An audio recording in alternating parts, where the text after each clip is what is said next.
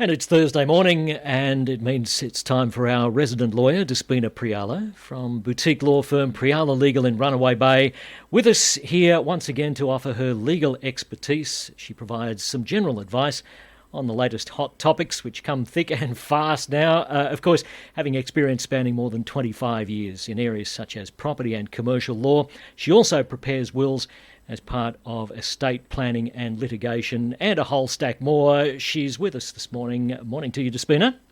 Good morning, Wayne. Good morning, Brooke. Good morning, Despina. Alrighty, congratulations. You won a big case recently. I did. You did, I heard in the grapevine. And this was to do with pest and building, a certain condition that has come up a fair bit for you. You know that it causes a fair few issues. So what happened? Yes, so we've talked about real life issues on the show before, and this is a classic example. And I really want to talk about this a fair bit because those listeners out there who have signed contracts, who are under contracts, whether it's a buyer or a seller, will know exactly what I'm talking about when we talk about the pest and building condition. And it's a real issue that happens every day that we experience in practice for our clients. And I thought, let's talk about what's happened recently for a client of mine where I took over a matter and was able to help them get their deposit back. So under your contracts, when you buy property, you have usual standard special conditions that the contract is subject to. Classic one is finance approval. The other classic one is a pest and building condition. And 9 times out of 10 contracts that we see every day of the week are always subject to a pest and building condition. So what that means is the buyer has the contract subject to them obtaining a pest and building report. So then they have to go in and engage an inspector who comes out and inspects the property and provides a written report on pest issues, for example, whether there's active termites or not, and building issues, potential building issues. So they give a pest and building report. Now, the buyer gets that report, reads the report, and if there's certain issues identified by that inspector that they recommend, should be repaired, damage at the property, maybe there are active termites in the property or there's a nest somewhere on the property. So the buyer will advise us, give us the report and say, look, I'm not satisfied with the report, for example, which is their right to do so under the contract. And then they have some options when they say to us, look, I've got the report, here's the report, but I'm not satisfied. So the options are they can either terminate because they're not satisfied with the report, or what often happens is the buyer wants to negotiate with the seller to get damage at the property repaired, have the seller incurs their own cost in doing that repair, or maybe they get a deduction in the price. So there's a few things that go on with that. And out of that, there'll be an outcome. So client came to us 6 months later, because this is something that happened 6 months ago, and someone else was acting for them. We weren't acting for them. And they terminated a contract under the pest and building condition because they weren't satisfied with the terms of that report. And that's allowed. And that is allowed. Yeah. The contract does say quite clearly the buyer must act reasonably in this regard.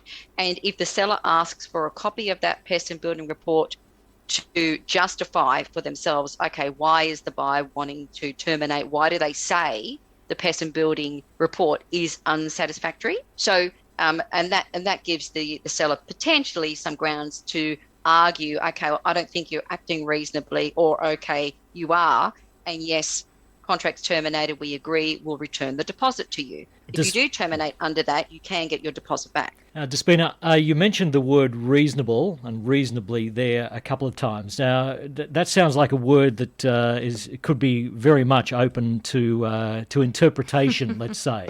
I just wrote down, what is the definition of that? Yeah. Who makes the call on what reasonably is?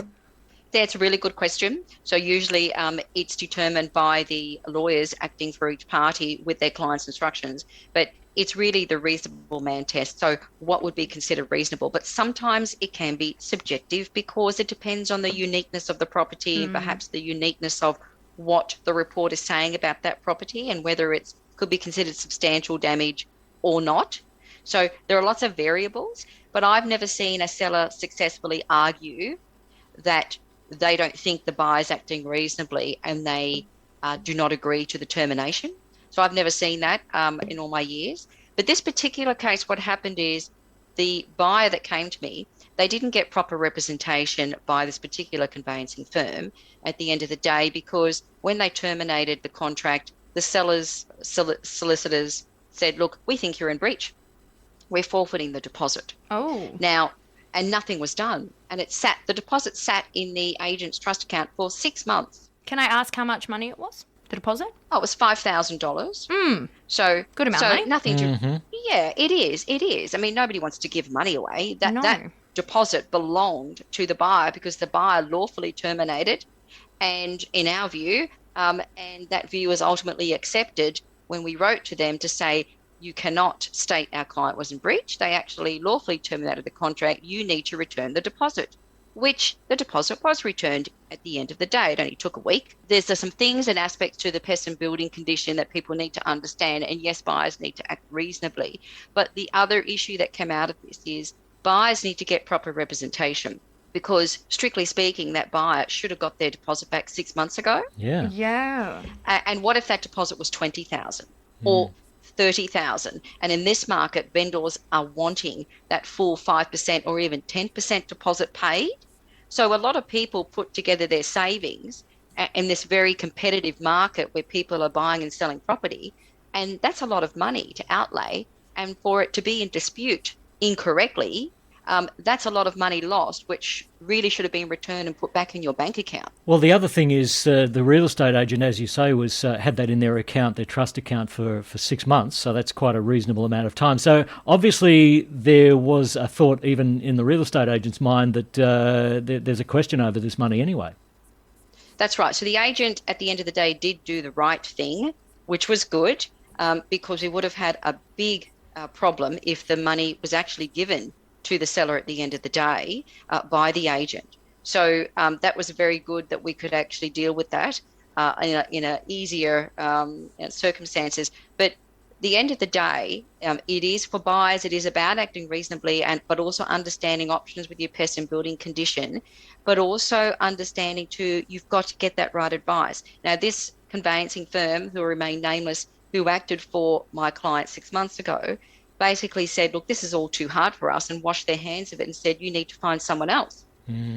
So that's not very fair for a buyer who's not a lawyer, who doesn't understand the ins and outs of the terms of the contract.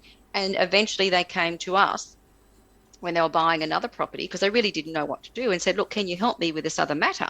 Which we did, and we got their deposit back within a week. So it is about getting that right advice from the beginning, get the right representation, and understanding your parameters in your pest and building condition as well, by acting reasonably. But look, as I said, I've never seen a seller successfully argue that a buyer is not acting reasonably where the deposit is never returned. I've never seen that. And the biggest thing is, if there's ever a dispute in a contract, the person who's holding that deposit, whether it's the agent or whether it's the seller's solicitor, because sometimes it is, that deposit must always be placed on the record as being in dispute. Yep. That's very important, because once the deposit holder is given a notice to say, okay, there's a dispute between the parties, the deposit you hold is now in dispute, then that deposit holder is never allowed to touch that deposit until the dispute's resolved. Good to know. Great advice as always from Despina Priyala. And coming up next, Director ID numbers are coming into effect very soon. Are you prepared? More details coming up next. You're listening to Radio 97.